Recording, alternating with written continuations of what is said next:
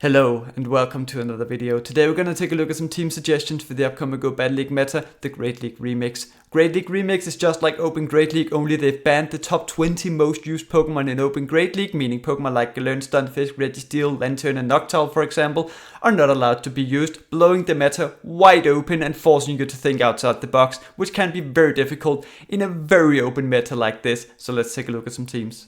On the first team, we're bringing back the Brave Bird and Dip strat with Pidgeot, double Mudboys. I did suggest this as a bit of a fun team in the Retro Cup, where it didn't work too well, but I think in this meta it might work a lot better, because all three of these are very highly ranked in the Great League Remix. The way you play this is you just go straight for the Brave Bird in every neutral matchup, and then you can swap out to clear debuffs into Quagsire first, because I think it's a better save swap with its coverage of Stone Edge instead of Blizzard, which you get to a little bit quicker. Then you can bring in the Pidgeot later on, go straight for the Brave Bird, and then dip out once again and maybe get to a third Brave Bird in the end game as well. Once you land a Brave Bird or grab some shields, you can gain an advantage that way, and if you can get some pretty neutral matchups everywhere else, it's gonna work very well. I had a lot of success with this strategy in the Summer Cup in the beginning of the season with Doppel and Vigoroth, which is also a team you can use. I think I saw that TC Spence suggested that team for this meta as well, which can work. Just be aware that with Doppel and Vigoroth, you don't have a response to Carbink at all. So if you run into Carbink, I think that's pretty much an auto loss. Although I'm not sure how popular or common Carbink will be. I did try to figure that out, by the way, by asking around on different social media platforms. And the general consensus I got about Carbink was that you will run into it, you will face it, but it's going to be rare. So just keep that in mind, that with the Vigoroth Doppel variant, which you can use, you're gonna lose to Carbink. Maybe even use Wild Charge and Doppel, but with this, you might have a lot more play against it. Also, the Pidgeot Mudboy core is just a very good core, so I think this will work very well. Also, if you can try and set up Wish Cash with a shield advantage or an energy advantage, you might be able to land the Blizzard on a grass type in the end game. I just want to mention that against an Abomasnow, against the regular and the Shadow version, you can win the one shields with Pidgeot if you shield the first Weather Ball and then go for a straight Feather Dance against it. It is a little bit uncomfortable if they start shielding twice, because then you have to swap out afterwards into a Mudboy, and you probably still have to shield the Energy Ball even though it's double debuffed. But just that is a bit of a core breaker, but Pidgeot can put it into a range where you only have to throw one Mud Bomb afterwards in order to take it out, even if they shield twice, so it should be okay. The next team is the try to set up Shadow Charizard for the sweep in the end game. Shadow Charizard with a shield advantage is absolutely insane in this meta. At least if you're not seeing Carbink. If you're seeing a lot of Carbinks, obviously don't use this strategy. But as I said before, I don't think Carbink is going to be that popular. I could be wrong, but of course, use a team that makes sense based on what you're seeing a lot. The way you play this team is you stay in with your Mudboy initially. If you can grab a shield advantage, that's amazing. If you can try and set up something for a farm down for Shadow Charizard, that is also great. Then you can maybe use Lickitung as a sponge later on. If you have a very bad lead, obviously swap into Lickitung, although Chesnaught is a bit of a core breaker for those two. I would suggest you use Wish Cash in the lead, because if you run into a grass type in the lead, you can swap into Lickitung and then maybe try and set up something for a farm down so that you can come out with close to a Blizzard, so that you can force that shield from the grass type, or just take it out with Wish Cash, of course. That way you force a shield advantage for Shadow Charizard. Maybe even in the end game you can land the Blizzard if you can get both shields down, but I like Wish Cash better with this team because it's better at forcing shields and it is a little bit more bulky. I think Shadow Quagsire can also work. It's a very good core with the Mudboy Shadow Charizard, of course, as well. And then you have a very good save swap in Lickitung. I think this is going to be a good strategy, unless there are a lot of Carbinks, because then Shadow Charizard will just cry a lot. The next team is a very simple ABB team, using Doppel to lure out the fighting / fairy type, so that Toxapex can take care of it, and so that Scrafty can sweep in the back. You've probably seen Toxapex Double Dark or something similar to that. This is a very similar team to that team. It makes a lot of sense. You can also turn it around, use Scrafty on the lead, then use Shadow Golbat as a save swap, and then Toxapex as a closer. I think that would also work pretty well, but I like this better because Scrafty has a lot more closer potential with it ramping up with the power-up punches, so I think this might be a quite good team, unless you run into Double Charm, of course. Then you're just gonna cry a lot, once again. And also, Shadow Golbat as a save swap. If you run into a Carbink, Yikes. The next team is with the Jellicent Shadow Lowland Sandslash core, which I think is a very good core. It's only really core broken by Double and Scrafty, which you can put into farm range with Jellicent. You of course have to stay in if you see them on the lead, because Shadow Lowland Sandslash cannot see them at all. So Jellicent can put them into farm range, which is nice.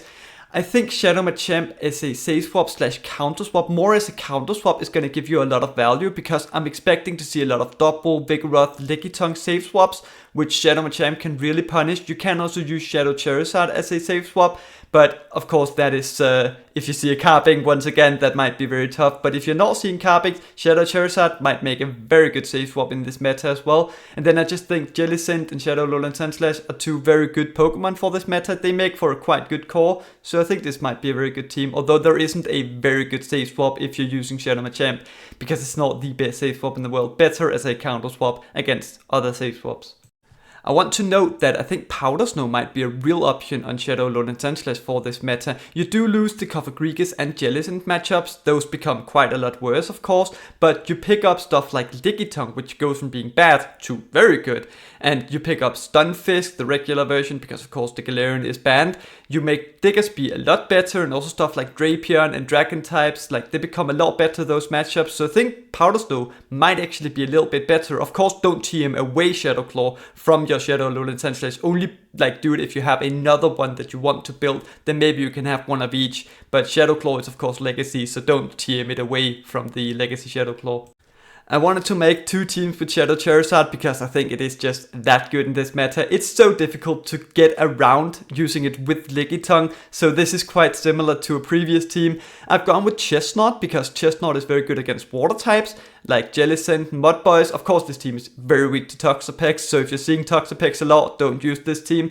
But I really like Chesnaught. As I say, it's good against water, it's also good against normal types, so it has some very interesting coverage, and I wanted to put it here in a team somewhere. Also against the Shadow Claw or Lowland Sandslash, be it the regular or the Shadow version, you can just go straight superpower and win every even shield scenario because you win CMP all the way. Of course, you have to go for the CMP ties because that is the way you don't outpace, you get to the moves at the same time. Against a Powder Snow Shadow Lowland Sandslash, you do get farmed down in the 2 shields, so after landing the second superpower, if they shield it, you want to swap out, because otherwise you just get farmed down, and that would not be nice. Of course, Carbink is an absolute nightmare for Shadow Charizard. Once again, don't use the Shadow Charizard teams if you're seeing a lot of Carbinks. I don't know how popular it's going to be, wants to say it once again, but I'm not expecting it to be that popular, so I'm hoping my dear Shadow Charizard can fulfill its potential.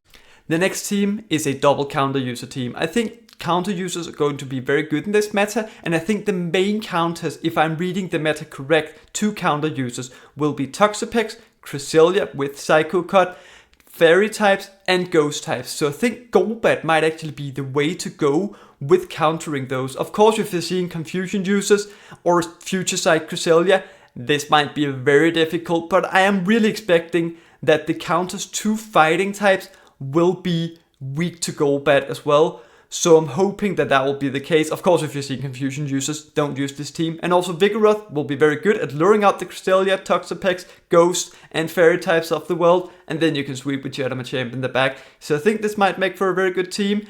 It of course depends on whether or not I have read the meta correctly. Again, Confusion users would be very tough. If you're seeing no Fairy types at all, which of course is not going to be the case, but if that is the case, you can use Mandibuzz instead. I think that might make for a very good call if there are no Fairy types, but you know how Charm users are.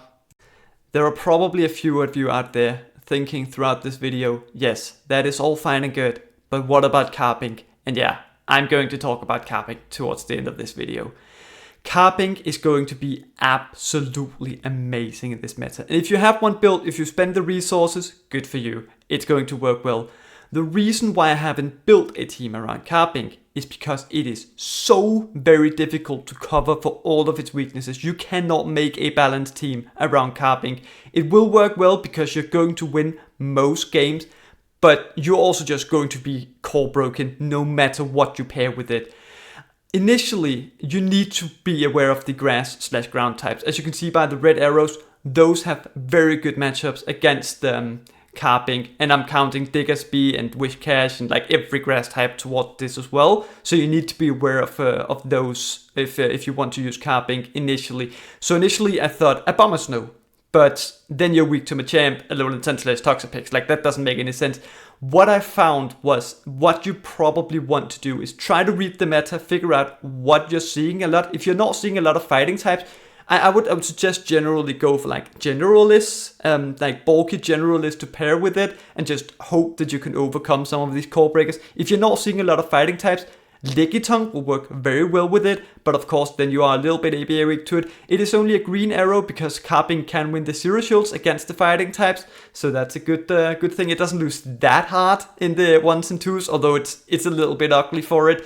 If you're not seeing a lot of Alolan Sandslash, Cofagrigus and Cresselia will work very well with it, and if the Alolan Sandslash has Powder Snow, Cofagrigus will still work well with it. I think my best guess is to just use it with Cresselia and Cofagrigus, although if you run into a Steel type, also Ferrothorn against the Carbink Cresselia core would be an absolute nightmare. But I think just using it with Cresselia and Cofagrigus might be my best bet. But just trying to find these generalists, maybe Vigoroth, Thopbull, something like that, some good save swaps, and just hope that you can power through.